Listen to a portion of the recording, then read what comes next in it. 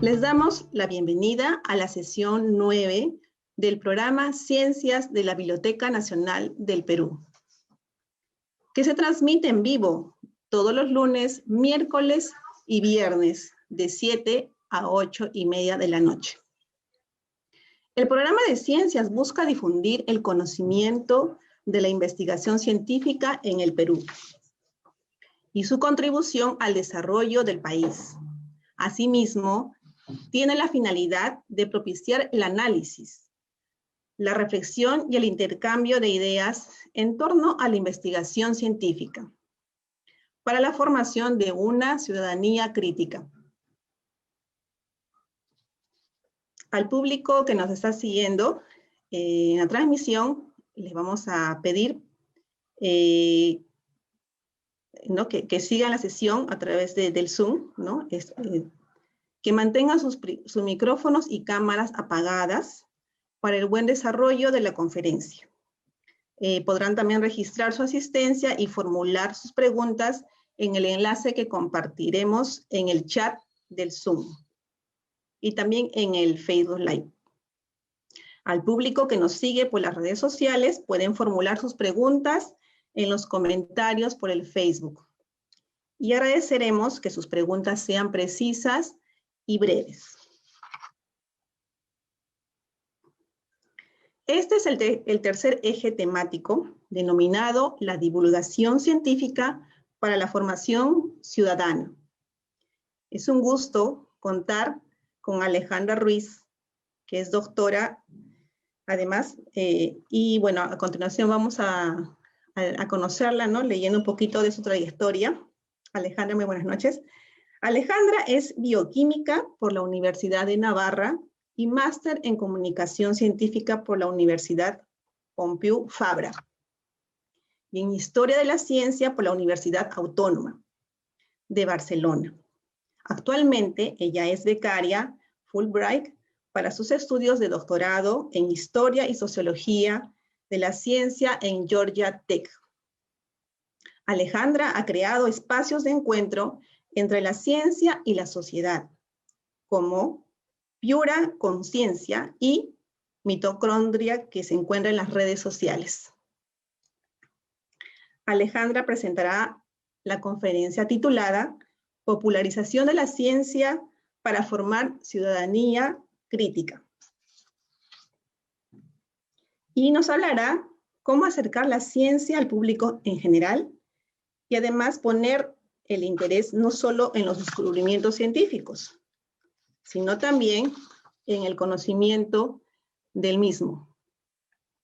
En la actualidad, la divulgación se realiza en diferentes medios de comunicación, ya sean masivos, pero también en medios no convencionales, como son las redes sociales, el Facebook, el podcast, que también está muy de moda últimamente, los cuales promueven la curiosidad, ¿no? Ayudando a comprender mejor las transformaciones de la sociedad y además ofreciendo información para que el ciudadano pueda ser más crítico, ¿no? y pueda tener una mejor opinión basada en la ciencia. Bienvenida, Alejandra. Gracias por estar con nosotros en este 9º programa y te doy el pase. Gracias, Patricia. Gracias también a la Biblioteca Nacional, no solo por invitarme el día de hoy a estar con ustedes en este conversatorio, que realmente quiero que sea un conversatorio, quiero que hagan muchas preguntas, espero que las pueda responder, y las que no, me parece tal vez mucho más interesante porque abrirán lugar a nuevas cuestiones, nuevas formas de plantearnos cómo acercarnos al conocimiento, a las ciencias. Y también agradecerles, evidentemente, a todos los que están aquí. Espero que sea un buen plan de viernes por la tarde, por la noche, y que nos ayude también a pensar en otras ideas, a animarnos un poco, y vamos a empezar. Voy a compartir mi pantalla. Sí lo ven, ¿verdad? Sí, sí, perfecto. Se ve perfecto. Listo. Y voy a poner mi cronómetro para no pasarme. Bueno, como muy amablemente me presentó Patricia, mi nombre es Alejandra Ruiz León. Yo actualmente hago un doctorado en Historia y Sociología de la Ciencia y me dedico a la comunicación, a la divulgación científica. De carrera soy bioquímica, y uno puede pensar cómo una bioquímica o como un científico acaba dedicándose a la historia, ¿no? A veces pensamos que son disciplinas completamente opuestas, o a veces en el colegio nos hacían preguntas como, ¿tú eres más de ciencia o de letras? Y yo en verdad siempre he sido un poco de las dos, y por eso me encanta presentar o presentarme diciendo qué es lo que estudio, qué es la historia de la ciencia, porque me parece que solo en el título ya nos explica bastante. Y en concreto estudio los museos de ciencia y también cómo comunicamos la ciencia, ¿no? Que esto es lo que a veces llamamos comunicación científica o divulgación de la ciencia, o en algunos casos se da periodismo científico. Hay diferentes formas de comunicar la ciencia hacia la sociedad. Y como han dicho antes, me gusta mucho generar conversación en redes sociales. Entonces, en Instagram, que es donde estoy un poco más presente, estoy como mitocondria.cc, y en Twitter estoy como mitocondriacc, pero sin punto. Entonces quería eso, presentarme y dejar también abierto este debate para que después de esta conversación podamos seguir conversando al respecto también. Y actualmente me encuentro en Estados Unidos, en la ciudad de Atlanta, y estudio en Georgia Tech. Entonces vamos a empezar un poco cómo pensamos o cuál es la imagen cotidiana que tenemos sobre la ciencia, sobre los científicos, las científicas, ¿no? A veces tenemos esa idea del científico loco, que casi siempre es la idea de Einstein, ¿no? Pero realmente los investigadores están en muchas disciplinas, están no solo en la física, o en la biología o en la química, sino que cada vez más hay disciplinas nuevas, hay disciplinas que van cambiando el rumbo, hay disciplinas que aparecen también, o hay disciplinas que se unen. Entonces, por ejemplo, mi propia disciplina, que es la bioquímica, ¿no? Es justo la unión entre la biología y la química. Tenemos disciplinas nuevas como la nanotecnología, la biotecnología, hay muchas, muchas disciplinas científicas, y una característica de la ciencia es que el tipo de ciencia que realizamos actualmente es una ciencia muy especializada, ¿no? Uno tiene que estudiar por lo menos bueno, una carrera, una maestría y luego un doctorado, y luego pasar muchos años de investigación para realmente incluso considerarse científico o llamarse científico con seguridad. Y dentro de estas disciplinas, realmente la ciencia ha llegado a un nivel de profesionalización, de perfeccionamiento incluso, ¿no? Que es muy, muy especializado, ¿no? Entonces, un biólogo que puede estudiar, por ejemplo, las mariposas, tal vez no conozca mucho sobre algo que estudia un bioquímico, ¿no? O sea, comparten los conocimientos básicos de la carrera, pero realmente las investigaciones han llegado a un punto de especialización que es imposible para cualquier ser humano o incluso cualquier computadora conocer todo lo que conocemos sobre el conocimiento científico. Entonces, a veces pensamos en esos intelectuales del Renacimiento, ¿no? Que conocían un poco de todo. Algo así viene a ser un comunicador de la ciencia, o viene a ser una persona interesada en las ciencias, que sabe un poquito de todo, ¿no? Entonces, esta idea que tenemos de los científicos, de unas personas tal vez muy enfocadas a un solo tema, tiene que ver cómo se desarrolla la ciencia, ¿no? Como digo, ahora necesitamos un conocimiento muy, muy concreto. Por ejemplo, algo de lo que estamos viviendo actualmente, que es la pandemia del coronavirus, ¿no? Podemos pensar qué tipo de profesionales estudian los virus, ¿no? Son los virólogos. Pero dentro de los virólogos, algunos estudian unos virus, otros otra familia de virus, y algunos estudian en concreto la familia de coronavirus, ¿no? Entonces, incluso dentro de una misma disciplina, cada grupo de profesional estudia algo muy concreto. Y esto en parte explica por qué es tan difícil a veces saber de ciencia, porque realmente uno necesita muchos conceptos. Entonces, esto lo quería explicar para un poco explicar por qué tenemos esa idea de que a veces los científicos están solo enfocados en un tema. Y luego a veces pensamos que los científicos no están en contacto con el mundo exterior, ¿no? Como que ellos solo están en la universidad o solo están en el laboratorio y no tenemos contactos con ellos. Y cuando los científicos realizan una investigación y es algo que nos puede servir a los demás, nos lo comunican. Esa es un poco la idea que tenemos de la comunicación de la ciencia. pero realmente es una idea que no nos ayuda a hacer una ciencia mucho más democrática, una ciencia que sea de alcance de todos, ¿no? Entonces aquí he puesto algunos ejemplos, felizmente están todos sonriendo porque a veces incluso pensamos que los científicos pues, están muy tristes o muy estresados, y no, realmente es una profesión muy bonita, muy retadora, ¿no? Que llama la curiosidad. Entonces, esto para retratar un poco esta idea, ¿no? Que los científicos hay muchas disciplinas y no siempre, ni siquiera entre ellos, conversan, esas disciplinas a veces están aisladas, y se basan haciendo investigación. Normalmente los encontramos, por ejemplo, en universidades, en centros de investigación, en hospitales, en empresas, en el gobierno también. O sea, hay científicos en diferentes áreas. Entonces, eso también quería hacer un punto concreto, ¿no? Que en verdad hay muchas áreas en las que un científico o una científica se puede desarrollar, porque el campo de la investigación se puede aplicar a muchas, muchas áreas. Uy, perdón. Entonces, a veces vemos la comunicación de la ciencia de esta forma, ¿no? Los científicos generan algún conocimiento en sus universidades o donde estén y se lo comunican a los medios de comunicación, ¿no? Esto es algo que estamos viendo, por ejemplo, ahora con la pandemia. Científicos descubren una nueva proteína del virus del coronavirus y ¡pum!, salen las noticias, ¿no? Vemos como si esto fuera una flecha de un sitio para otro. Y a veces en esta comunicación es muy común que solo escuchemos o que solo tengamos acceso a noticias que llaman mucho nuestra atención, ¿no? Por ejemplo, hace 2 días salió una noticia que en Dinamarca iban a sacrificar a 15 millones de bisones. Entonces esta noticia nos llama mucho la atención porque probablemente yo personalmente no sabía cómo era un bisón, ¿no? O sea, entonces me dice, ¿cómo es eso? Pobres animalitos. Y es una noticia que llama mucho nuestra atención. O la mayoría de noticias científicas suele ser cuando un científico, un investigador, descubre algo, ¿no? Científico peruano descubre el último, o sea, una proteína que no se conocía antes, o descubre un fósil de una alpaca, etcétera, ¿no? O sea, siempre vemos que la comunicación de la ciencia a veces se enfoca mucho en esos descubrimientos, en esos momentos eureka, que algunos le dicen, y a veces esto nos puede dar la sensación de que la ciencia siempre solo va a ser descubrimientos, ¿no? O sea, que uno va a trabajar al laboratorio o al taller y va a descubrir algo. Y realmente la ciencia es un proceso. Si bien los científicos están constantemente publicando nueva información, haciendo investigaciones, realmente son procesos largos, a veces años, meses. Y creo que aquí un ejemplo bueno que todos nos podríamos acertar que es un ejemplo reciente es de las vacunas, ¿no?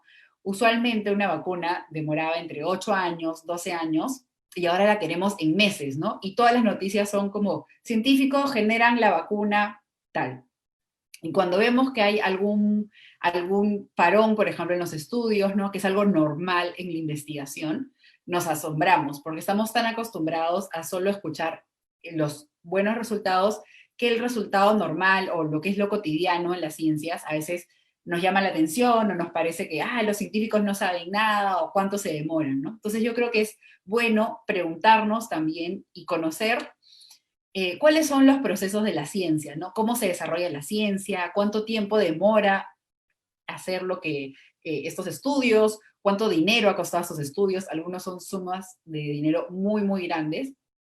Y creo que eso nos ayuda a que cuando vemos las noticias tener un poco más de espíritu crítico, ¿no? O sea, por ejemplo, ahora que voy a seguir tal vez usando el ejemplo de la vacuna, porque es la vacuna del coronavirus, porque se están desarrollando muchas vacunas, ¿no? Entonces no todas son iguales, y ahí sería importante ver cuáles son las diferencias entre cada vacuna, quiénes las desarrollan. Por ejemplo, una de las vacunas que más escuchamos es la vacuna que se desarrolla en Reino Unido, que la conocemos como la vacuna de Oxford. Y, por ejemplo, ahí es interesante conocer que este grupo de investigación ya se encontraba desarrollando investigaciones para otros tipos de coronavirus, ¿no? Como para los primos del virus del SARS-CoV-2. Entonces ya tenían una parte del camino como avanzada. Entonces, esto es interesante y creo que ahí la historia de la ciencia, los que nos gusta mucho la historia de la ciencia, nos da un mayor alcance, porque así no solo conocemos el último resultado o el resultado positivo, sino que podemos conocer todo el proceso de la ciencia, ¿no? Y realmente ser conscientes que la ciencia es mucho más procesos, son mucho más estos trabajos muy largos, ¿no? Entonces, eso va a ser el primer paso que pensamos, ¿no? Pensamos que los científicos descubren algo y se lo comunican a los medios de comunicación. Otra idea que tenemos de la ciencia, que también es un poco errónea o es un poco de forma muy directa, es que los científicos, las científicas descubren algo y eso automáticamente solo se aprende en las universidades, ¿no? Se aprende en las universidades o en el colegio y a veces, yo lo digo mucho, ¿no? Wow, eso me enseñaron en el colegio, pero ni me acuerdo, o para qué me sirve esto, ¿no? Y a veces también vemos, por ejemplo, cosas que nos enseñaron en el colegio, que las aprendimos de forma muy abstracta, ¿no? O, por ejemplo, el virus. En el colegio aprendemos el ciclo lípico, el ciclo lisogénico del virus, y se acabó, ¿no? No lo vemos en nuestra día a día. En cambio, ahora que estamos todo el día viendo noticias del coronavirus, nos acordamos, ¿no? Ah, los virus, por ejemplo, son organismos que no tienen células, son organismos que no se reproducen por sí mismos. Entonces, creo que es bueno no solo ver el conocimiento científico como algo de forma abstracta que pasa a ser enseñado, sino que en el momento de enseñarlo, en el momento de aprenderlo, siempre es bueno, primero, ver en el contexto en el que se está desarrollando, y segundo, ver cuál es la aplicación en la vida práctica o en qué disciplina se usa, ¿no? Por ejemplo, imagínense que de aquí a 30 años o de aquí a 10 años nos toca enseñar sobre la pandemia, ¿no? Y podríamos decir, si uno revisa los titulares y dice, se espera la vacuna para el virus del SARS-CoV-2. Entonces, oye, pero ¿por qué de la nada todo el mundo habla de una vacuna, no? Si no tuviéramos el contexto de conocer que hay una pandemia, tal vez no podríamos unir esa información, ¿no? Y lo mismo ha pasado con la mayoría de descubrimientos científicos, ¿no? Si sabemos qué es lo que estaba pasando en ese contexto, qué es lo que estaba pasando en ese lugar, en ese momento, nos ayuda a entender por qué los científicos y las científicas estaban trabajando en eso. A veces pensamos que en la universidad se trabaja, no sé, por amor al arte o por amor a la ciencia, ¿no? Y realmente la mayoría de ciencia acaba siendo aplicada o por lo menos responde a un contexto, ¿no? ¿Cuál es el interés actual? ¿Cuál es la tecnología actual, ¿no? Por ejemplo, hay un buen ejemplo sería la genética, ¿no? Conocíamos de la genética en el siglo pasado, pero no teníamos toda la tecnología, por ejemplo, para conocer a detalle el código genético. Y recién cuando hemos tenido servidores mucho más potentes, computadoras mucho más potentes, hemos podido conocer mucho más a detalle el código genético. Entonces, muchas acciones de la ciencia que se descubren en teoría, luego pasan algunos años o algunas décadas hasta que se pueden aplicar o se puede comprobar de forma práctica. Esto pasa mucho también en el área de física, donde décadas atrás se descubre la teoría, pero luego con el avance de la tecnología recién se puede probar, ¿no? Un ejemplo de esto, por ejemplo, es el último premio Nobel de Física, que el investigador Penrose descubrió la teoría hace un par de décadas y recién en las últimas décadas se ha podido comprobar mediante otros telescopios, mediante otra tecnología. Entonces, cuando aprendemos de ciencia, creo que hay que, y aquí sé que hay varios docentes, creo que es muy útil para el alumno y para el profesor también realmente conocer el contexto en el que se ha dado, y no solo que sea como una transferencia de un lado a otro, sino que sea una historia, ¿no? ¿Cuál es la historia de la ciencia? ¿Por qué se descubrió eso en ese momento? ¿Cómo se aplicó en ese momento? Todo esto es muy interesante, porque realmente la mayoría de la ciencia responde a un contexto.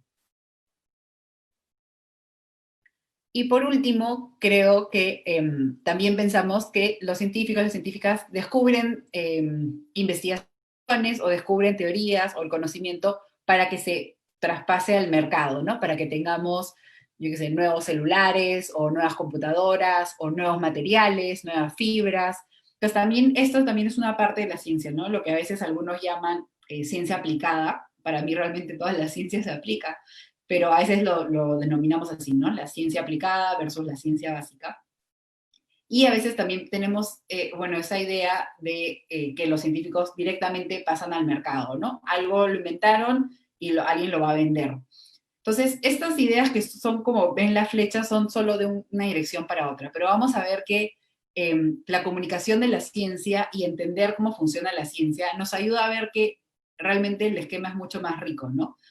Y aquí hay diferentes también formas de comunicar, ¿no? Por ejemplo, los científicos, científicas crean patentes y a partir de la patente es donde se pueden generar algún producto. Entonces, es muy importante conocer también cómo funciona la ciencia. Y como digo, realmente el panorama es mucho más amplio. Los científicos ni están encerrados en una burbuja, ni comunican solo directamente, sino que todos somos parte de la sociedad. Los científicos también son parte de la sociedad, también conocen cuáles son las necesidades de las otras personas, todos convivimos de una forma y creo que eso nos ayuda a entender mucho más la ciencia y nos ayuda a tener una idea de la ciencia mucho más abierta, ¿no? Que no solo nace de la curiosidad del científico, sino que nosotros como la sociedad podemos también aportar a la ciencia y a veces ese primer paso del aporte es conociendo más sobre ciencia, y ahí está la importancia de la popularización.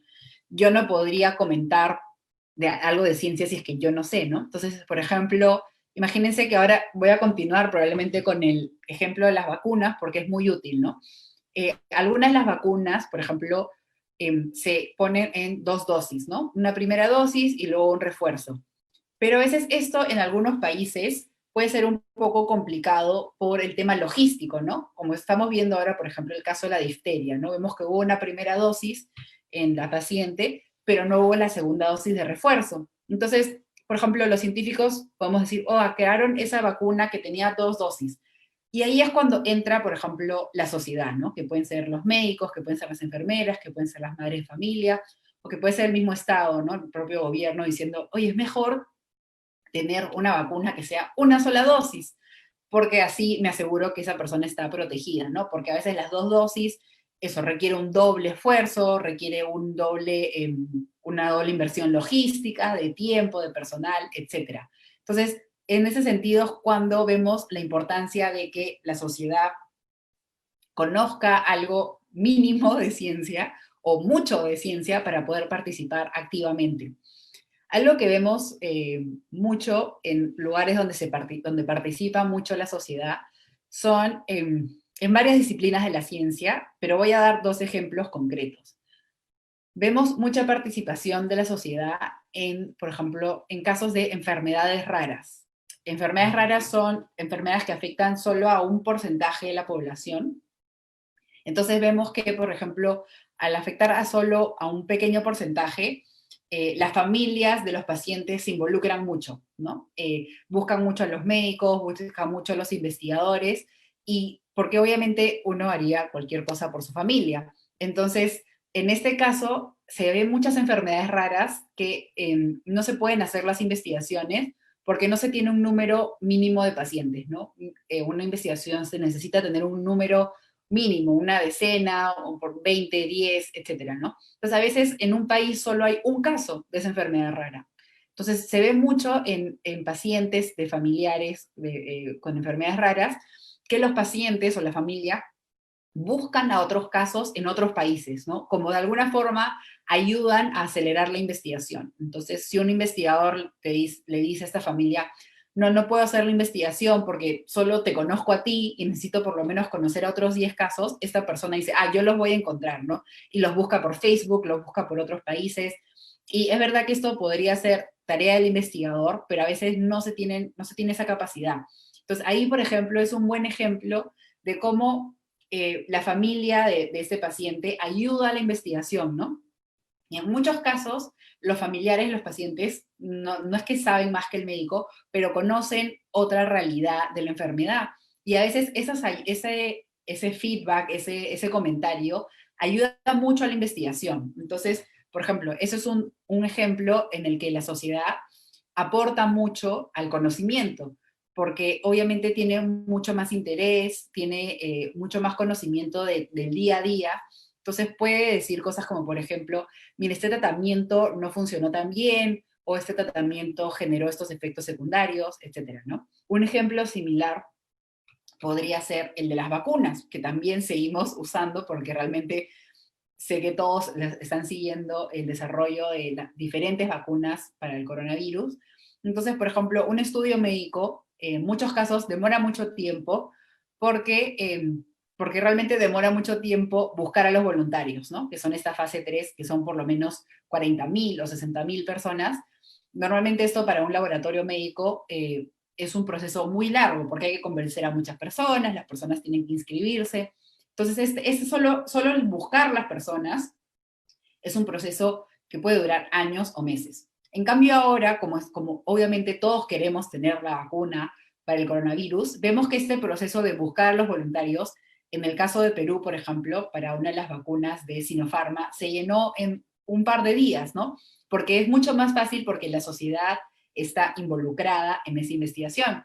La sociedad que somos nosotros ya conocemos qué es el coronavirus, conocemos cómo se manifiesta, conocemos que puede ser una enfermedad mortal, conocemos la necesidad de que haya una vacuna. Entonces, de alguna forma, acortamos esos plazos porque todos nos apuntamos como voluntarios, ¿no? Y esa es una forma, eso es un ejemplo de cómo la sociedad, cuando conoce más sobre alguna enfermedad o sobre algún tema, como que también apoya, ¿no? Entonces, creo que no son pocos los ejemplos en los cuales vemos que la sociedad, cuando conoce un tema, cuando conoce la importancia de la investigación y cuando conoce el rol que tiene la investigación, puede tener una participación mucho más activa, ¿no? Y no solo esperar que nos pongan la vacuna, sino que puede participar y también puede, de alguna forma, no tanto exigir, pero sí dar sugerencias, ¿no?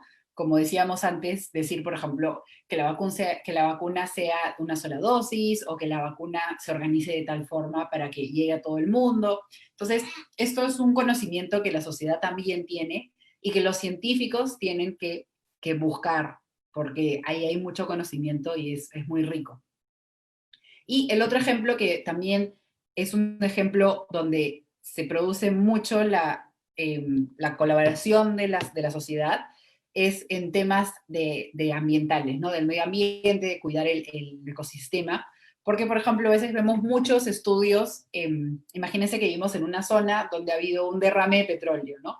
Tal vez los científicos lo saben, lo han visto en las noticias o lo están estudiando, pero somos nosotros los que vemos, ya no hay los pajaritos que veíamos, o ya no hay algunos animalitos que estaban por ahí, o a mí mismo me han salido alergias, cosas así, ¿no? Entonces, ahí también en temas que son del cuidado del medio ambiente, también vemos mucha participación de la sociedad.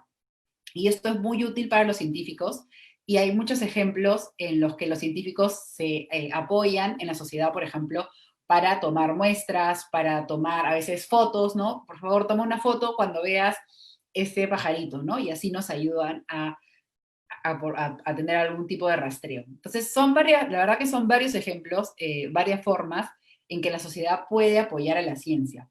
Y en este esquema que vemos aquí, es lo que digo, ¿no? Los científicos no están encerrados en su laboratorio, sino que están en contacto con los medios de comunicación, con todos nosotros que estamos trabajando, que estamos en nuestras casas, etcétera, ¿no? Es verdad que a veces puede ser un poco difícil eh, tener esos puentes directos con los científicos, ¿no? La mayoría de nosotros no conoce a un científico, no sabe dónde trabaja, y creo que ahora con las redes sociales y con otras alternativas se abre esta oportunidad para construir estos puentes, ¿no? Por ejemplo, muchos científicos están en Twitter o en Facebook, muchas personas les hacen preguntas, pero también queda mucho espacio por construir, ¿no? Por ejemplo, en otros países, cuando un científico recibe dinero del gobierno, una financiación pública, de alguna forma está obligado, está comprometido a compartir esa investigación con el público. Eso es algo que en nuestro país algunas personas hacen, pero no está como obligatorio, ¿no? Y sería algo bueno porque realmente pudiéramos conocer qué labor hacen los científicos con el financiamiento público, es decir, con la plata de todos nosotros, ¿no? O sea, lo que todos colaboramos. Es una buena forma de hacer un poco más justa la sociedad, y creo que también nos ayudaría a nosotros conocer qué tipo de investigaciones se financian, con qué objetivo, qué resultados tienen. Otro tema también que es muy importante, que lo vemos por aquí, ¿no? Que son los medios de comunicación. Ahora que todos los días vemos las noticias sobre el coronavirus, hemos visto que en muchas ocasiones las noticias no nos hacen ningún favor, sino todo lo contrario, o nos angustian, o la información que nos dan no es tan certera, o la información que nos dan no está muy bien explicada. Entonces, ahí también hay mucho trabajo entre los científicos y los medios de comunicación, ¿no? Y ahí normalmente hay un divulgador o un comunicador científico como yo de por medio que debería ayudar a que los científicos, a traducir lo que quieren decir los científicos, ¿no? Para que nosotros podamos recibir una información mucho más entendible, mucho más directa, sin lo que llamamos jergas científicas, sin noticias falsas, ¿no? Hemos visto muchas informaciones realmente con noticias falsas o con científicos falsos también, y realmente eso no nos ayuda a tener más confianza en la ciencia. Y esta relación entre los medios de comunicación y nosotros, como bien mencionábamos antes, ahora hay muchos medios, ya no solo es el periódico, la televisión, por ejemplo, las redes sociales, ya sea el Instagram, el Twitter, en YouTube hay muchísimos divulgadores científicos que explican temas de ciencia, que lo hacen de forma muy cotidiana, muy fácil de acercar al público, y que estos pueden también ser utilizados, por ejemplo, en el colegio. Mencionábamos antes los podcasts, ¿no? Que son este tipo de programas de radio. También hay muchos podcasts de ciencia. Yo casi todos los domingos recomiendo alguno en mis redes sociales, porque a mí me gusta mucho escuchar las entrevistas a los científicos, escuchar qué es lo que les interesa, qué es lo que estudian, etc. Y también creo que vemos mucho la importancia que tenemos la sociedad en comunicar a los científicos cuáles pueden ser nuestras necesidades, ¿no? Y ahí es muy importante que los científicos sean conscientes de las necesidades de su sociedad, ¿no? Porque al final ellos también son parte de la sociedad. Y de una forma mucho más global, vemos la importancia de que hayan científicos de todo el mundo trabajando juntos, ¿no? Por ejemplo, vemos de forma muy cotidiana que en Perú, que es un país que tenemos muchos recursos, hay ciertas, por ejemplo, ciertas plantas o ciertos animales que nosotros conocemos, ¿no? Por nuestro día a día, porque es parte de nuestra cultura, es parte de nuestro conocimiento nacional, que sabemos que, por ejemplo, esta planta es buena para un resfriado, ¿no? Y esto no quiere decir que porque no venga en una forma de pastilla, no necesariamente sea que no funcione, ¿no? Entonces, ahí en ese momento, cuando tenemos un conocimiento, que algunos le dicen conocimiento local o conocimiento nativo, si un científico o una científica viene y dice, wow, esa planta para qué sirve, ¿no? Y le estudia y saca el compuesto químico y eso lo puede producir en una pastilla, o en una crema, esto puede ser algo que puede servir para toda la humanidad porque es más fácil de transportar, de transmitir de un lado a otro, ¿no? Tal vez una planta es difícil de transportarla de un lado a otro con las mismas propiedades, en cambio una pastilla, que es ya un producto hecho, esto es mucho más fácil. Entonces, por eso también es la importancia de que nuestros científicos, nuestras científicas peruanas, también aporten al conocimiento mundial, ¿no? Porque muchas de las cosas que conocemos como cultura general del Perú o como tradiciones de las diferentes zonas de nuestro país, pueden tener un valor no solo para nosotros, sino para el mundo entero, ¿no? Y ahora con el coronavirus hemos visto algunas investigaciones que usaban algunos recursos de Perú, ¿no? Y esto es importante porque abre otro tipo de investigación. Y por último, para más o menos ir cerrando, para más o menos ir ya armando algunas ideas más concretas, también lo que mencionábamos que era el mercado, ¿no?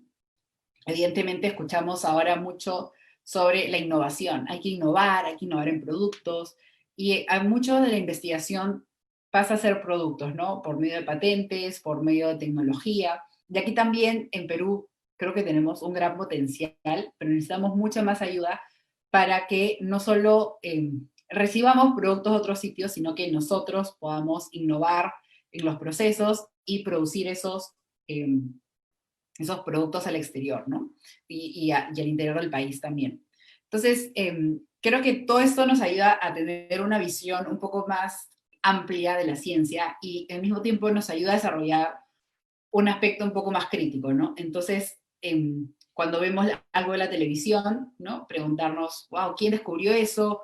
¿En qué contexto? ¿Cómo se descubrió? Cuando estudiamos algo en clase también, ¿no? ¿Quiénes son los científicos que descubrieron esto? ¿En qué etapa? ¿A qué contexto responde? O cuando vemos algo en el mercado, también un nuevo producto, también siempre ver que detrás de ese producto hay una investigación, hay un conocimiento, y que todo esto forma parte de la sociedad. Y animar también a otras personas definitivamente a estudiar temas de ciencia, temas de tecnología, de innovación, buscar las ayudas públicas, ¿no? Del gobierno, de instituciones privadas para poder realizar estas innovaciones. Entonces, volviendo al gráfico inicial, creo que podemos tener una idea un poco más abierta de cómo es la ciencia, ¿no? No solo la ciencia de un lado para otro, ¿no? Una ciencia que los científicos están en un lugar en las universidades y nos cuentan a nosotros que estamos abajo, ¿no? No, sino que puede haber una relación mutua, puede haber una relación mutua, así como puede haber una relación, por ejemplo, cuando vamos al médico o cuando vemos algo en que podamos participar, algo de participación pública, es una flecha de ambas partes, ¿no? Cómo recibimos la información y también ahí cómo nosotros accedemos a comunicación científica, ¿no? A veces vemos en el Facebook, por ejemplo, hoy la vacuna muta el ADN, ¿no? La vacuna va a hacer que cambie el ADN o la vacuna va a hacer que vuelas estéril. Y no dice qué investigación es, qué fuente es, qué científico ha hecho eso. Entonces, poco a poco tenemos que preguntarnos, ¿no? ¿Quién hizo esa investigación? ¿Por qué la hizo? ¿Dónde la hizo? ¿Es verdad o no? ¿Y quién me manda esa información, no? ¿Quién lo publica? ¿Lo publica un medio que usa fuentes de verdad? ¿O lo publica cualquier persona que no se va a hacer responsable? Entonces ahí nosotros también tenemos que, cuando vemos en los medios de comunicación que la ciencia participa, nosotros tenemos que tener una participación mucho más activa respecto a las noticias que vemos, ¿no? Lo mismo con la educación. Vemos que no solo los científicos nos comunican y eso se enseña en los colegios, sino que también en los colegios, en las universidades, se puede ayudar a que la ciencia sea mucho más, que responda a nuestro contexto, ¿no? Cómo se usa este descubrimiento en nuestra ciudad, o cómo lo usamos en nuestro día a día, por qué se descubrió, nos ayuda a ver un poco más el lado más humano de la ciencia, y eso hace que tenga un poco más de sentido, ¿no? Y lo mismo con el mercado también, ¿no? Cuando vemos la innovación, vemos que no es solo que los científicos descubren algo y otras personas lo venden, sino que a veces esa innovación también viene de la industria, ¿no? En una industria quieren mejorar, por ejemplo, un producto o quieren mejorar una tecnología y van a las universidades y les piden ayuda, dicen, vamos a hacer un proyecto de investigación juntos, tengo este problema, ¿cómo lo podemos mejorar? Entonces vemos que esta línea, o estas flechas que veíamos al inicio, no solo son de un lado para otro, ¿no? Sino que van y vienen, porque realmente en la investigación lo adecuado sería que esta comunicación, que esta educación y también esta relación con el mercado sea siempre un poco más dinámica y poder pensar un poco más en lo que a mí me gusta, que es democratizar la ciencia, ¿no? Hacer que la ciencia sea para todos, no solo para los que la aprenden en el colegio, sino para cuando estamos en redes sociales. Ahora vemos con la crisis del coronavirus que es muy importante que todos conozcamos de ciencia, no solo los científicos, ni no solo los gobernantes, ni no solo los niños, sino que todos tenemos que estar al tanto de conceptos científicos que nos ayudan a entender la realidad. Y por último, pensar un poco más, no solo en comunicar la ciencia, sino eso, abrirla para que la ciencia sea para la sociedad, ¿no? Que la ciencia nos ayude a resolver problemas que tenemos en la sociedad, para que la ciencia sea de la sociedad, que nos ayude, que sintamos que la ciencia es parte de nuestro día a día, que nosotros podemos participar en temas de ciencia, podemos tener conversaciones científicas sin ser científicos, ¿no? Leyendo en internet, viendo videos en YouTube, escuchando en la radio, teniendo un poco más de curiosidad. Y realmente ahora con Google, con Facebook, con YouTube, tenemos acceso a mucha más información científica mediante libros también. Entonces, es una ciencia para la sociedad que responda a nuestros problemas, que nos ayude a buscar soluciones, una ciencia de la sociedad que sintamos que es nuestra y con la sociedad también, ¿no? Obviamente, no sé si aquí habrá muchos científicos, pero sí es bueno que los científicos no solo busquen comunicar los resultados exitosos, ¿no? Descubrí una nueva proteína o descubrí un nuevo virus, sino que nos ayuden a nosotros también a conocer cómo es el día a día de un científico, ¿no? O sea, realmente es muy difícil que sepamos eso, no los vemos en sus laboratorios, no los vemos cuando van al campo, no los vemos cuando están investigando. Entonces, ahora con el internet podemos saber un poco más de cómo es el día a día de los científicos, y eso nos ayuda a que también nosotros podamos decir, yo entiendo lo que hace un científico, ¿no? Y así, cuando alguien de nuestra familia nos dice, voy a estudiar ciencia, sabemos qué va a hacer, qué tipo de trabajo puedan tener, en lugar de asustarnos, ¿no? Porque a veces pasa que en las casas uno dice, mamá, voy a estudiar, o papá, voy a estudiar ciencia. No, mejor estudia administración o derecho, porque a veces esa falta de conocimiento de qué es lo que hace un científico hace que desanimemos a las personas que quieren estudiar ciencias, ¿no? Y luego, como digo, la ciencia no es solo para los científicos ni los estudiantes, sino que es para todos nosotros. Yo creo que nos ayuda a conocer primero el mundo en el que vivimos, porque estamos rodeados de ciencia dentro de nosotros, todas las bacterias que viven dentro de nosotros, las células, las enfermedades que nos pueden ocurrir, nos ayuda a entender el mundo en el que vivimos, ¿no? No solo las otras especies, que pueden ser animalitos, que pueden ser nuestras mascotas, pero que también pueden ser virus, que también pueden ser bacterias, que también pueden ser microorganismos que ni siquiera vemos, pero también el medio ambiente, ¿no? Siempre estamos hablando del cambio climático y todo lo que está sucediendo, y cuando tenemos una participación más activa de la ciencia, ya sea incluso leyendo de ciencia, podemos sentirnos que entendemos un poco más, ¿no? Es, por ejemplo, cuando, cuando íbamos al colegio y te mandaban a leer algo antes de clase, ¿no? Si tú lo leías antes de clase, cuando ibas a la clase ya lo sabías, ya lo habías escuchado. O cuando ves una película, ya sabes qué pasó. Si es una película de miedo, no te vas a volver a asustar, ¿no? Porque ya sabes lo que pasó. Algo así es cuando sabemos un poco de ciencia, ¿no? Como que ya sabemos un poco más y nos ayuda a entender. Así cuando vemos en los noticieros una noticia que es apocalíptica, ¿no? O en el YouTube o en el Facebook vemos un titular, que el titular a veces es súper extremo, es súper exagerado, y luego cuando leemos la noticia vemos que realmente no era para tanto, o incluso la noticia no tiene nada que ver con el titular, ¿no? Entonces, cuando sabemos un poquito más de ciencia, cuando estamos un poco más enterados de la ciencia que nos afecta directamente, podemos tener ese espíritu crítico, ¿no? Entonces, en lugar de alarmarnos, podemos tomar la información con un poco más de calma, un poco más de información que nos va a ayudar también a diferenciar, ¿no? Sobre todo ahora que estamos viendo que hay tantas noticias falsas. Entonces, para terminar, solo quería animarlos a tener un espíritu crítico hacia las ciencias, hacia las noticias que vemos, hacia los científicos también, interesarnos un poco más por lo que decía antes, que son los procesos de la ciencia, y no solo los momentos estrella de la ciencia. Y también al mismo tiempo, cuando leemos las noticias, a veces incluso yo recomiendo, voy a esperar un momento, voy a esperar un día antes de reenviarla a mi grupo de WhatsApp, ¿no? A veces simplemente esperando un momento podemos evitar enviar una noticia falsa, podemos evitar enviar una noticia que no es cierta o que es un poco exagerada. Realmente al final, si es algo que es verdad, si es algo que va a afectar a nuestro día a día, nos vamos a terminar enterando. Entonces a veces es bueno esperar un poco, e incluso algunas noticias, sobre todo con las vacunas, hay muchas noticias falsas.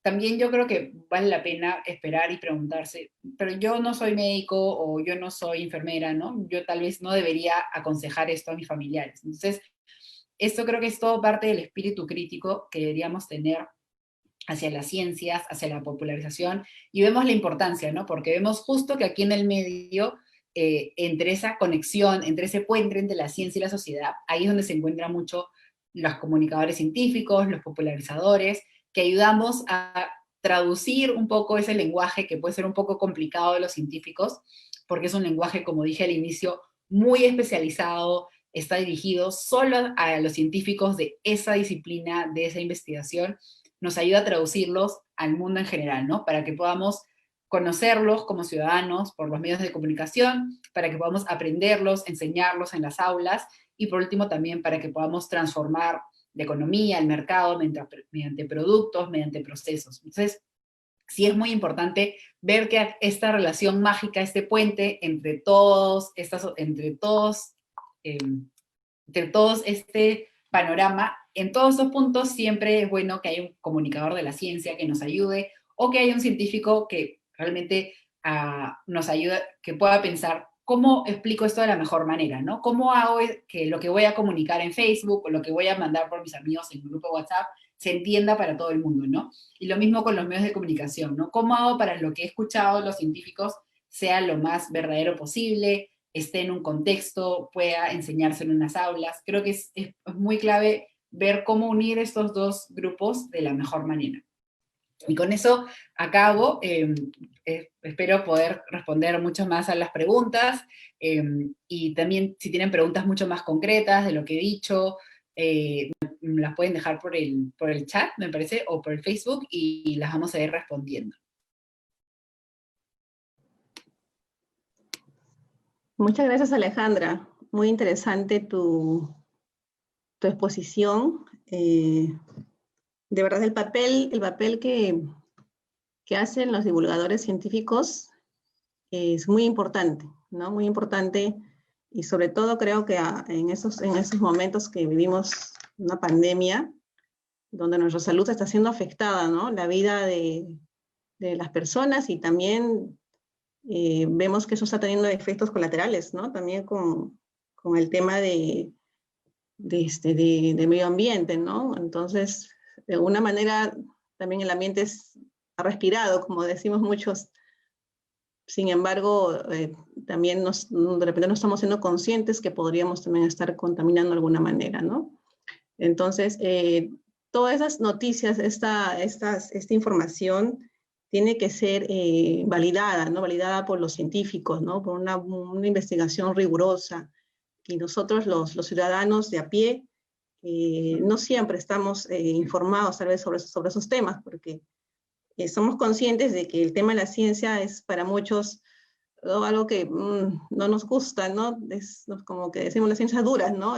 Pensar en matemáticas, pensar en química, física, pero a muchos, hasta los niños, ¿no? Les da terror.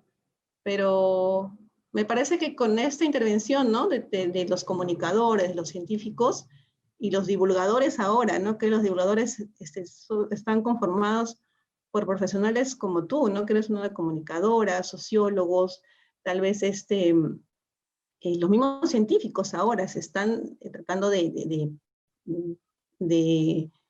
tener otras habilidades, ¿no? Comunicacionales, ¿no? Para que justamente puedan transmitir de una buena manera toda esta información y todo lo que hace la ciencia, ¿no?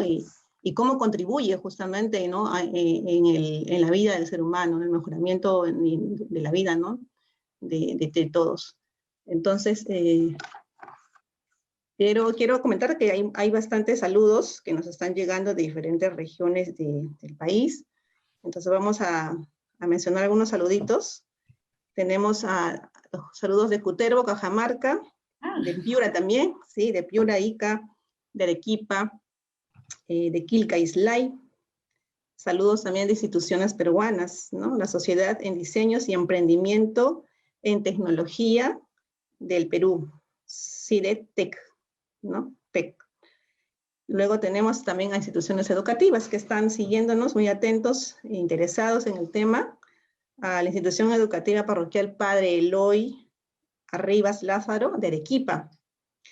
Igualmente tenemos también a la institución educativa San Felipe del distrito de Comas y a la institución educativa de 14926, partidor de las Lomas de Piura. Pues hay bastantes seguidores de Piura, por lo visto. Alejandra, tienes muchos fans allá. Quisiera pasar también a la ronda de preguntas. Aquí hay bastantes consultas del público que quiere conocer tus puntos de vista, tus opiniones. A ver, vamos con la primera pregunta. ¿Por qué se dice que no hay una inmunidad permanente? Supongo que hablan del coronavirus, ¿no? Sí, imagino que es por el tema, ¿no? del coronavirus, ¿no? Que es el tema que has puesto más en la palestra, ¿no? Sí. Bueno, no esperaba contestar preguntas en concreto del coronavirus, sino un poco más de divulgación, pero voy a responder esta porque me parece que es una pregunta que muchas personas probablemente tengan, para luego después centrarnos un poco más en el tema de popularización. Sí, Todavía también no tenemos habla. sí, también tengo preguntas sobre el tema de divulgación. Sí. Perfecto, entonces, solo para responder brevemente, no se habla todavía si el coronavirus confiere inmunidad, es decir, se te da una vez y nunca más te vuelve a dar, por diferentes razones. Una razón que es muy lógica y muy sencilla de aprender, no necesitamos saber nada de ciencia, es que ha pasado muy poco tiempo desde que conocemos la enfermedad, ¿no? Realmente la conocemos menos de un año y no sabemos si esta inmunidad que se puede estar viendo en algunas personas va a durar mucho tiempo, ¿no? O sea, realmente Ujú, nadie a la fecha ha tenido el COVID-19 más de un año, ni 2 años, ni 5 años. Entonces no podemos, de alguna forma, decir a todos, los científicos no nos pueden asegurar por el momento a todos de, sí, vayan a hacer su vida y qué pasa si aquí a 3 meses nos volvemos a contagiar todos, ¿no? Entonces, ujú, eh, eso es una respuesta muy, muy sencilla en el sentido de que ni siquiera ha pasado tanto tiempo, ¿no? A diferencia de otras enfermedades que las conocemos durante siglos, ujú. y sabemos que una vez que te da, no te vuelve a dar, ¿no? Ese es un tema. Y otro tema también es el dónde estamos las investigaciones, ¿no? Realmente no tenemos tanta información como para asegurar que hay inmunidad. Hemos visto que hay algunos casos muy concretos, o sea, no es nada general, hay casos muy concretos de personas que se han reinfectado con otra cepa del coronavirus. Entonces, como es una enfermedad que se está dando a grandes niveles, todavía no Ujú. estamos seguros, ¿no? Entonces, esa es una respuesta muy sencilla. Yo me quedaría con la primera, ¿no? Realmente no ha pasado tanto tiempo y si nos dicen, sí, hay inmunidad ahora y resulta que solo duraba un año, el próximo año otra vez, ¿no? Entonces, Ujú. creo que eso hay que tener en cuenta, ¿no? Pero no está asegurada la inmunidad y a la fecha tampoco ningún país sostiene que la inmunidad de rebaño sea una buena estrategia. Es una estrategia muy riesgosa, como lo han anunciado la mayoría de los países. Algunos países intentaron seguir esa estrategia y han decidido que no, porque obviamente para alcanzar una inmunidad de rebaño tendrías que poner en riesgo a gran parte de la población y encima tampoco sabes si realmente van a tener inmunidad, ¿no? Muy bien, gracias Alejandra. Sí, es cierto, ¿no? Todos creo que somos conscientes de que ese tema del COVID todavía es muy incierto incluso para los mismos científicos, ¿no? Que están haciendo ensayos y en todo el mundo, ¿no? En todo el mundo sucede lo mismo. Ujú. Y tenemos, bueno, la siguiente pregunta sí te va a gustar porque tiene que ver con la divulgación. Dice, ¿qué necesita un científico peruano que quiera empezar a usar las redes para hacer divulgación científica? Perfecto, es una buena pregunta. Yo iría, primero necesita un poquito de tiempo. A veces los científicos que quieren empezar con redes quieren empezar cuando están lo más ocupados, ¿no? Entonces yo empezaría simplemente por tema de práctica, porque la práctica es al maestro, ¿no? Entonces, por ejemplo, yo cuando empecé con las redes sociales, por más que ya tenía experiencia en comunicación, uno se demora en saber los truquitos, ¿no? En ser mucho más efectivo. Entonces, temas prácticos, un poquito de tiempo, ¿no? Y luego yo creo que lo mejor es centrarse en lo que uno sabe primero, ¿no? Entonces, por Ujú, ejemplo, yo como soy bioquímica, normalmente los temas que más suelo explicar son de bioquímica, porque son los temas que más me interesan, que más me claro. gustan, que más conozco, ¿no? A veces explico algún tema, por ejemplo, de física, que no es mi disciplina, entonces ahí recurro a colegas que me pueden ayudar a explicar algunas ideas, que me pueden reforzar lo que estoy leyendo. Entonces, vamos a ir repasando. Primero, un poquito de tiempo extra para poder dedicarle todos los días, yo que sé, hacer una publicación, una vez por semana, etcétera. Segundo, normalmente lo más lógico sería hablar de la disciplina que uno conoce más, ¿no? Ujú. Y en caso no conozca pues de ninguna disciplina, buscar alguna que le parezca más interesante y empezar a buscar información sobre esa disciplina, ver videos de YouTube, leer algunos libros y ya lo último sería leer artículos científicos, ¿no? Que ya es información un poco más técnica. Otro consejo que yo también doy es que usen la plataforma que más les gusta, ¿no? A veces queremos hacer todas las plataformas al mismo tiempo, ¿no? Abrimos YouTube, Instagram, Facebook, Twitter y podcast, ¿no? Todo al mismo tiempo. Y realmente cada plataforma es diferente, ¿no? No comunicamos igual en Instagram que en Facebook. Entonces, yo personalmente, por ejemplo, la que más uso en mi día a día, o sea, antes de mi cuenta de Instagram, o sea, yo yo antes de mi cuenta de ciencia, la que más usaba siempre ha sido Instagram. La que más me gusta, porque me gustan mucho más los videos cortos. En cambio, por ejemplo, YouTube es una plataforma que yo personalmente en mi día a día no es la que más uso, ¿no? Entonces yo dije, bueno, lo lógico sería que empiece por Instagram, porque es la que más me gusta a mí, la que más sé usar yo. Entonces eso creo que es un buen consejo también, ¿no? Porque aprender a usar una plataforma también requiere tiempo. Entonces yo empezaría por la que más sé.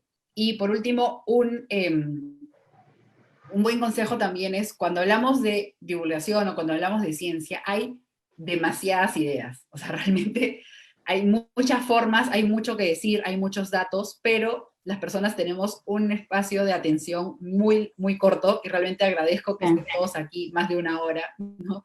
Porque todos tenemos espacio de atención creo que 10 minutos máximo.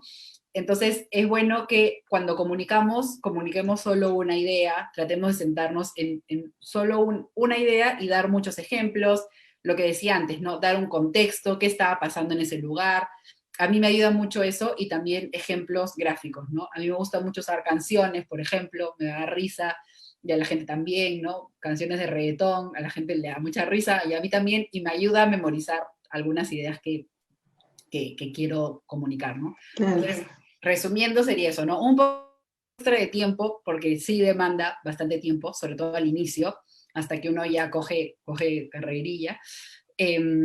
Definitivamente una plataforma que ya usamos, ¿no? Una plataforma que nos gusta usar, que conocemos un poquito más, porque es muy diferente, incluso las plataformas son diferentes cuando creas contenido de cuando consumes, ¿no? O sea, el YouTube de una persona que sube videos es muy diferente al YouTube de nosotros, que solo lo vemos.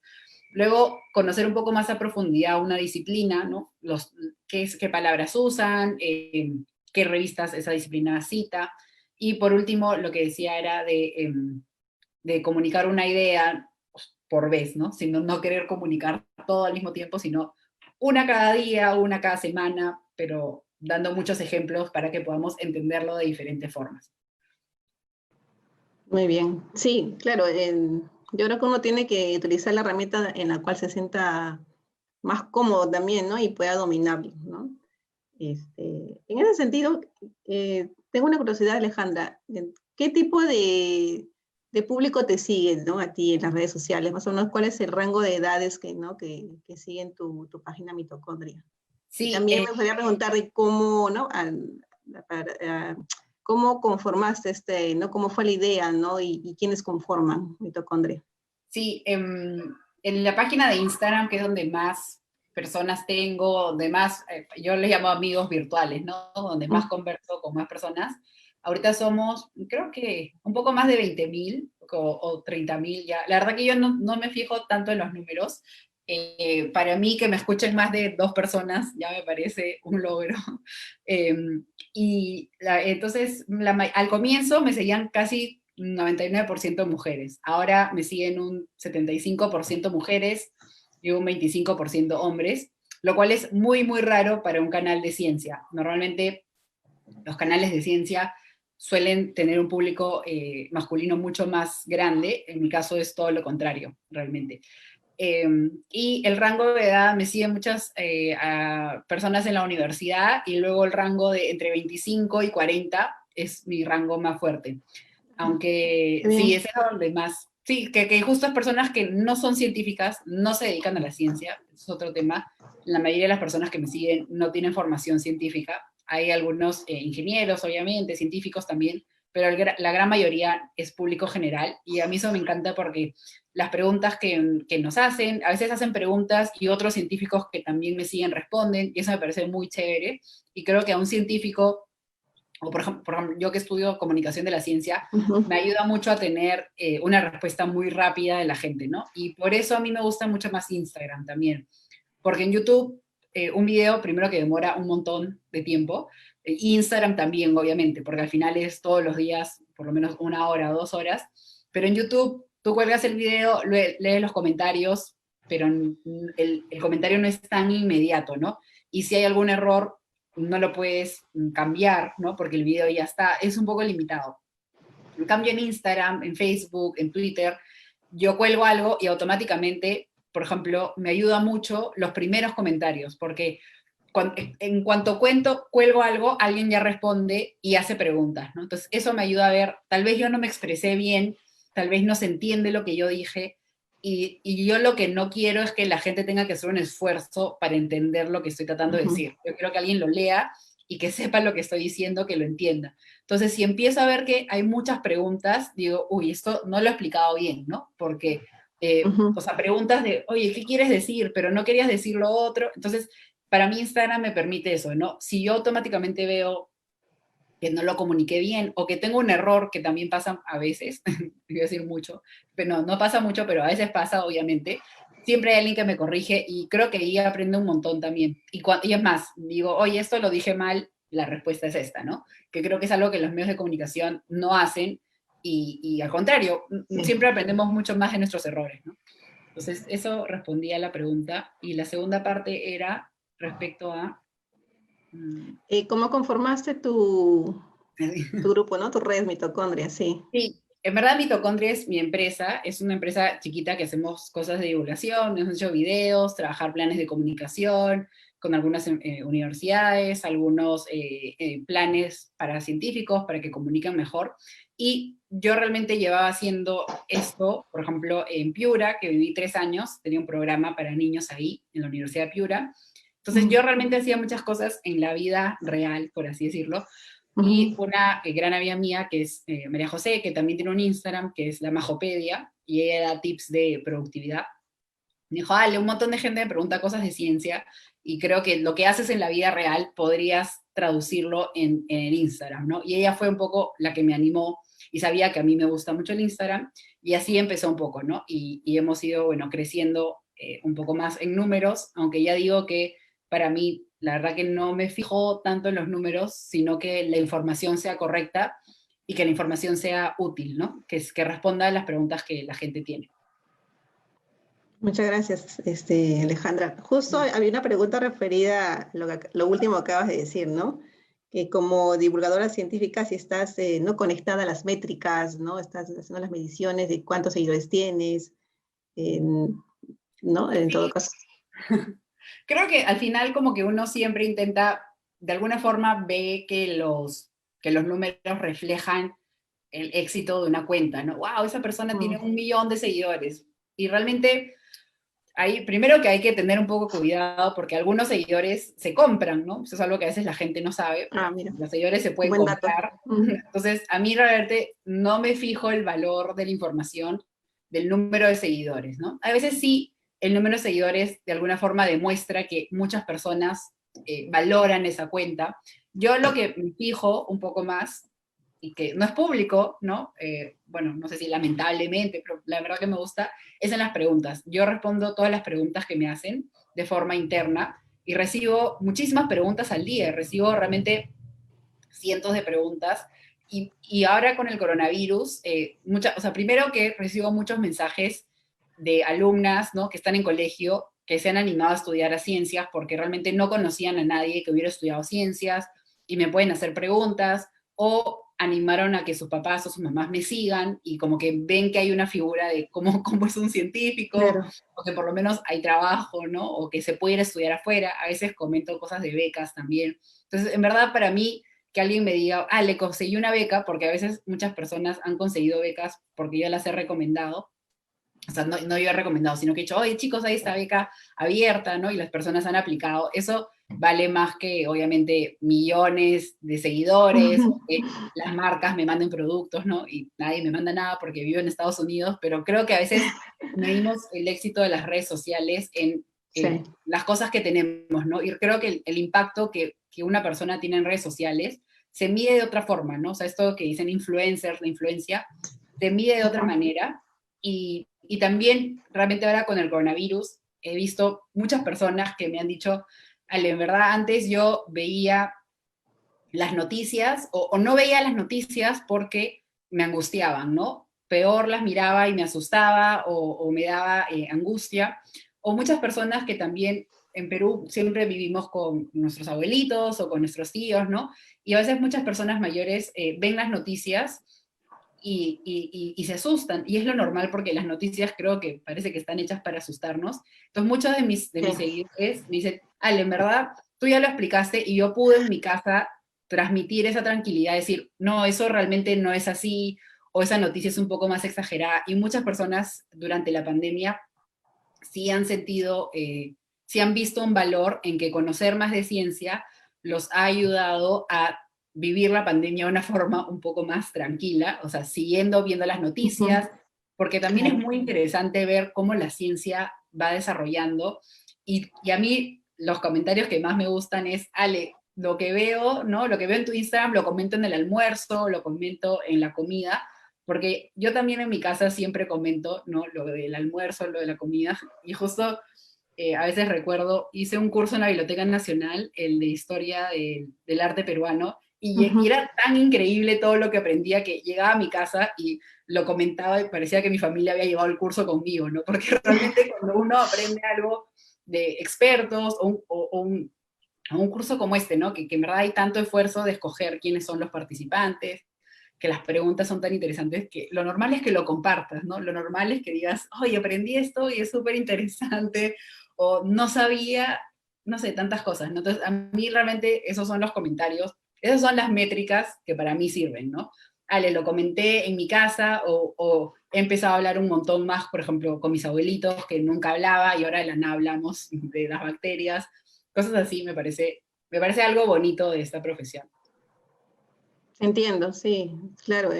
Creo que a veces valoramos, ¿no? Más la parte de los datos, ¿no? Las estadísticas, que de repente la parte, ¿no? Del fondo, ¿no? De, de eso, ¿no? De la divulgación, porque el hecho de interactuar, ¿no? De generar opinión, generar una réplica, ¿no?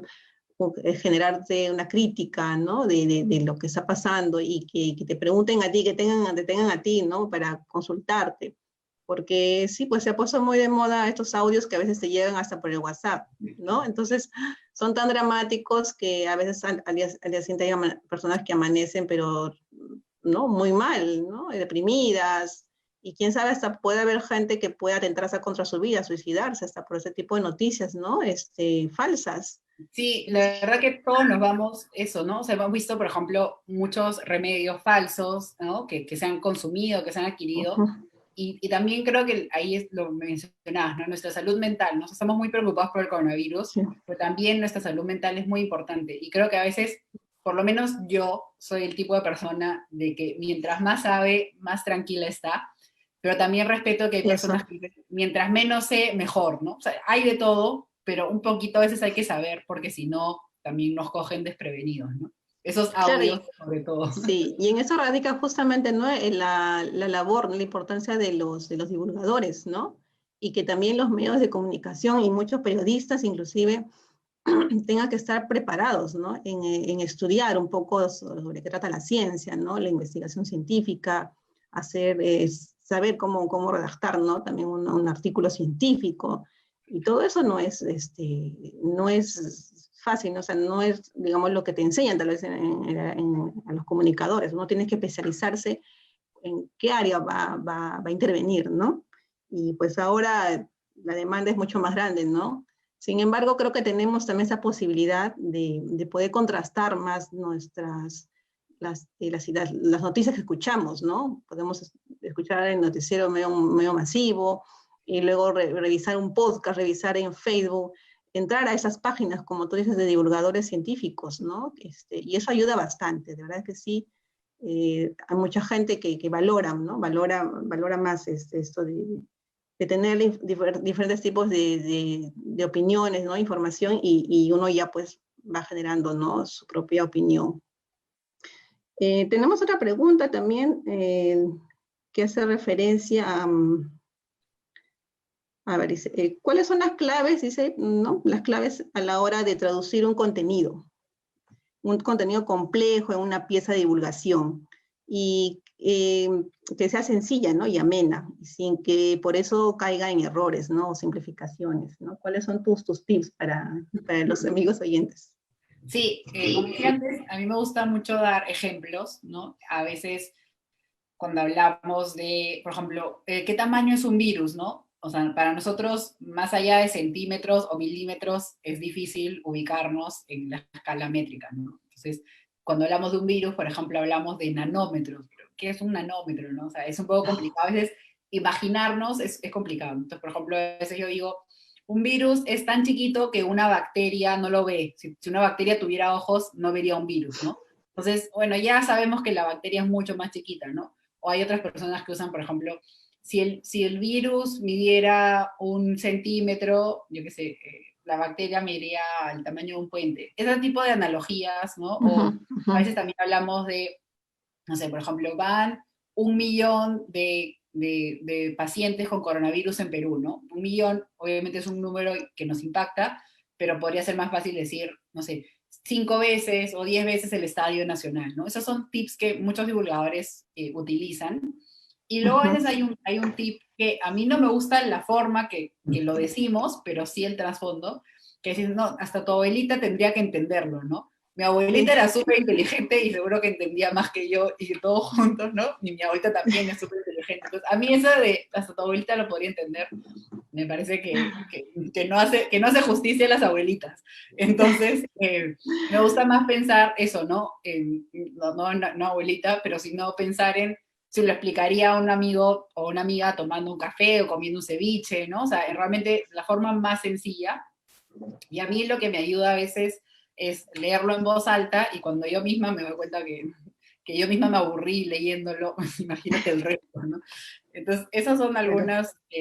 algunos tips, supongo que hacerlo más fácil y a veces, si tenemos incluso un poco más de tiempo, enviárselo a otra persona, ¿no? O sea, cuando hay Claro. información que yo veo que digo, si bien no me fijo en las métricas como medida de éxito, sí me fijo, sí sé qué temas a la gente le gusta más, ¿no? Entonces, por ejemplo, ahora que está pasando la vacuna necesitamos que la mayoría de gente se vacune contra la difteria, yo sé que, por ejemplo, si voy a sacar una información de eso, va a ser una información que la gente va a compartir mucho, ¿no? Entonces, no me gusta disminuya al máximo el margen de error, porque una vez que algo se comparte en Internet, cobra vida y tú no tienes control sobre eso, ¿no? Entonces, Sí. por ejemplo, una información que sé que es clave, que las personas lo tengan bien, bien y que no vaya a haber, que no tenga que poner corrección. A veces sí, obviamente lo pongo y creo que es bueno, decir, oye, me equivoqué, esa es la corrección, pero otras veces no puede haber lugar a eso, ¿no? Porque como digo, esa información ya se va a diseminar.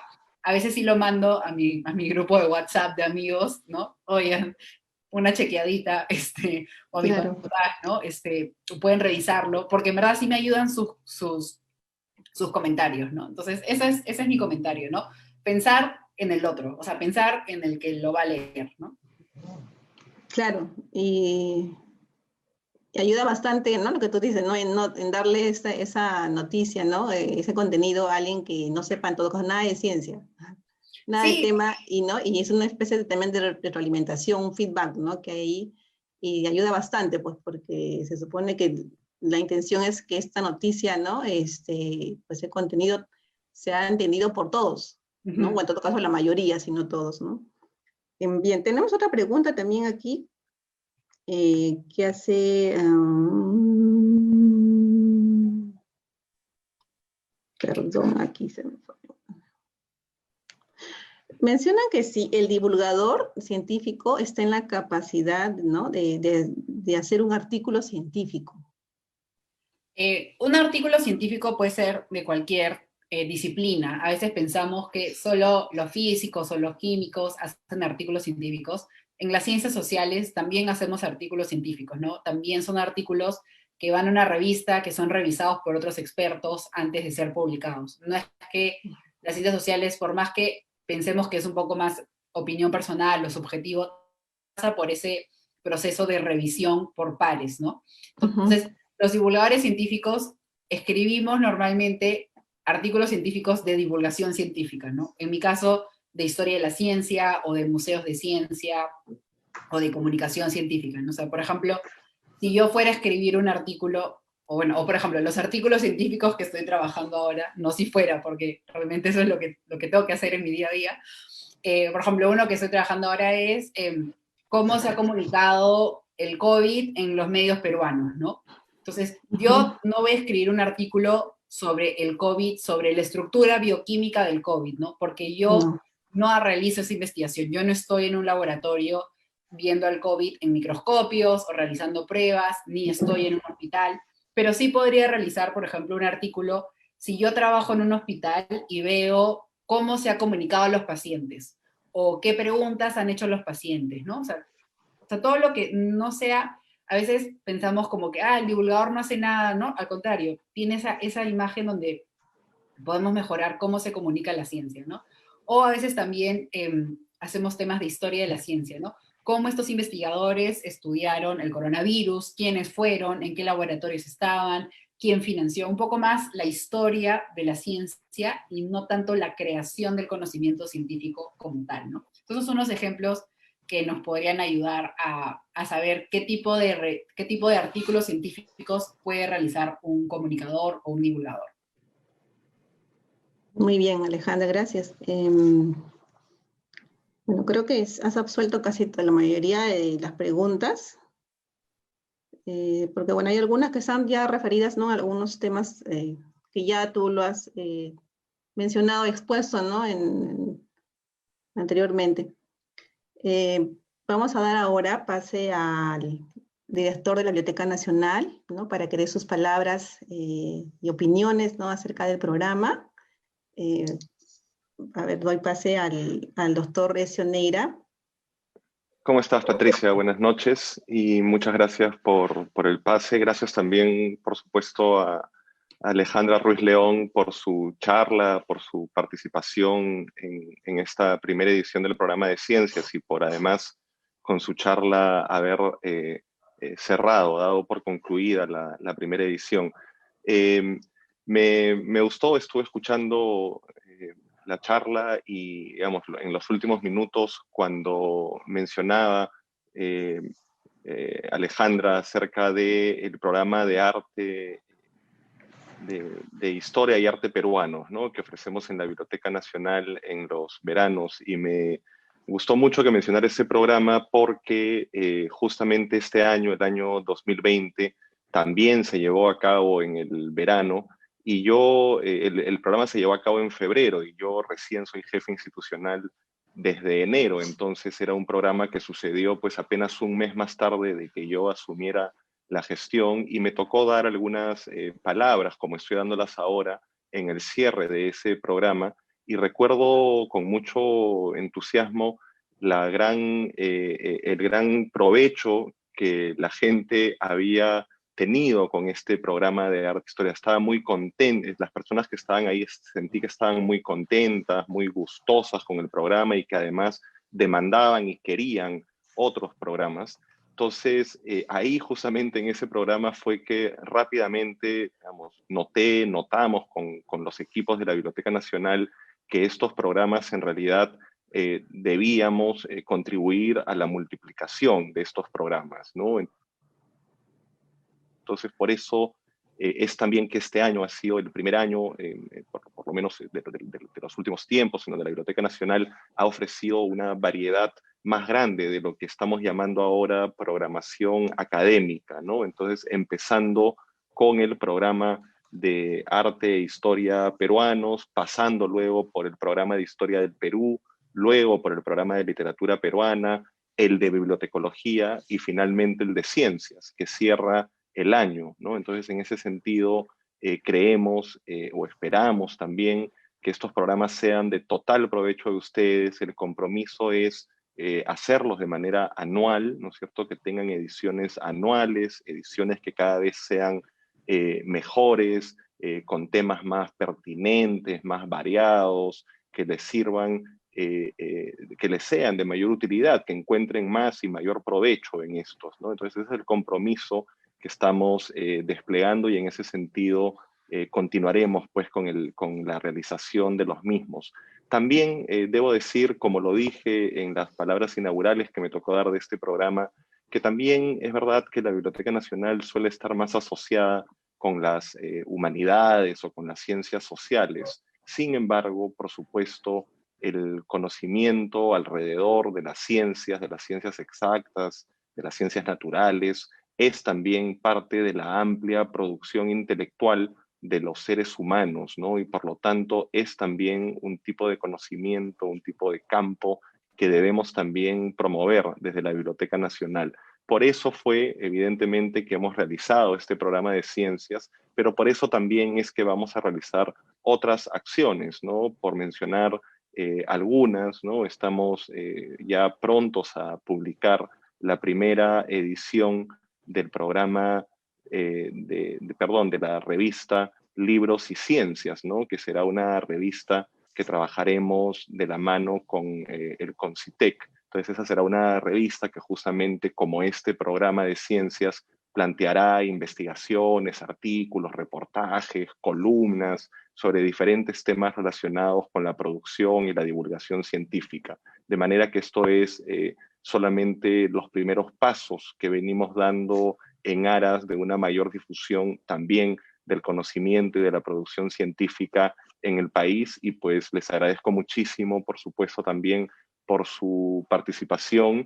A Alejandra Ruiz León, de nuevo, muchas gracias por esta charla, lo propio a Patricia Soto por la moderación, y por supuesto también, y con eso termino, un agradecimiento muy grande a los equipos de la Biblioteca Nacional que han hecho posible este programa, ¿no? A los equipos de DAPI, a los equipos de XIE, a la moderación también hecha por varias personas de la Biblioteca Nacional. Muchas gracias al trabajo de ustedes, porque este programa evidentemente es posible principalmente debido al empuje, al compromiso que le ponen. Así que muchísimas gracias por eso también, y de nuevo siempre bienvenidos, bienvenidas a la Biblioteca Nacional. Muchas gracias. Muchísimas gracias, doctora Isoneira, por sus palabras. Bueno, continuamos todavía contigo, Alejandra. También, bueno, para que escuches nuestro agradecimiento por tu exposición y por haber aceptado la invitación, ¿no?, que la Biblioteca Nacional te ha hecho gentilmente para que puedas transmitir un poquito también de esta nueva, digamos, casi carrera, porque, bueno, es una especialidad más que está siendo poquito a poco conocida, ¿no? Conocida. Te cuento además, y también para que los oyentes sepan, que la divulgación científica actualmente se está llevando como parte de un diplomado, ¿no? En coordinación con CONCITEC y la Universidad Cayetano Heredia. Entonces, es probable que más adelante ya exista, ¿no?, como una especialidad que tenga un reconocimiento justamente universitario, ¿no? Y que puedan sumarse muchas más personas a esta especialidad, que de verdad es que es muy importante, ¿no? Es muy importante y necesaria hoy en día para transmitir muy bien la comunicación de la científica. Que estos programas en realidad entonces debíamos contribuir. Muchísimas gracias, Alejandra. Quisiéramos de repente escuchar algunas palabras de cierre, una reflexión tuya. Sí, no, realmente reiterar el agradecimiento, ¿no?, ser parte de este programa y a las otras actividades de la Biblioteca Nacional. La verdad que sí me suma esas ideas de que muchas personas acaban muy contentas después de estas charlas, obviamente no solo la mía, sino de las demás. Nahuel también está, Nahuel Monteblanco, sí. Las charlas del programa de historia del arte peruano. O sea, realmente es un sentimiento, creo, que comparto y que veo en mi comunidad online también. Y animarlos eso, a seguirme también en Facebook, que estoy como Mitocondria Comunicación Científica, en Instagram estoy como mitocondria.cc, y ahí me pueden hacer muchas preguntas también, compartir otros proyectos, revisar las recomendaciones que doy casi todos los domingos de podcast, de ciencia, o de libros, o de películas, realmente, o de cuentas de YouTube. Comparto mucho contenido que creo que sobre todo para los docentes, puede ser muy útil para compartir en sus aulas. Así es. Gracias, Alejandra. Bueno, vamos a agradecer a todas las personas que nos han seguido en todas las conferencias y que todavía nos siguen en las demás conferencias que la biblioteca ha programado, ¿no? Porque les recordamos, ¿no?, que la Biblioteca Nacional desarrolla una programación muy variada, ¿no?, cultural, y en estos tiempos de manera virtual, ¿no?, con el fin de que todos permanezcan en casa, a buen recaudo, ¿no?, y cuidando su salud sobre todo. Y les comento además que todas las sesiones están siendo grabadas, ¿sí?, para que ustedes puedan ingresar más adelante a revisarlas. Y estamos en Facebook, en YouTube y en nuestro podcast conocido como BNP Podcast. Muchísimas gracias al público que nos ha seguido. Muchas gracias, Alejandra. y esperamos poder tenerte en otra próxima oportunidad. Gracias a todos. Buenas noches.